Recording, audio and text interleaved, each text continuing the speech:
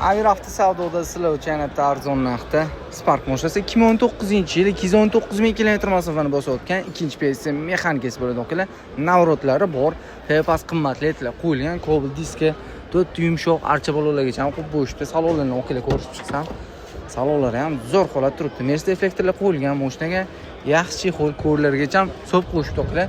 Temir gaz balolar uстановка qilingan, pisochnik faralar to'qilgan. Kuzlarda ham qirilgan, shilingan joylari yo'q. Mashina xullas olov bo'lib yonib turibdi. Texnik holatdan ham hech qanaqa muammosi yo'q. Motor korobka hadoq qismidan ham muammosi yo'q ekan. Kraska holatga keladigan bo'lsa, bitta shu kirlos kapoti almashgan ekan, ichiga o'tmagan, o'zini uchun tekshirib, prerka qildirib olasizlar. Qolgan joylari top-toza akalar. Sizlar xohlagan dokument bo'ladi.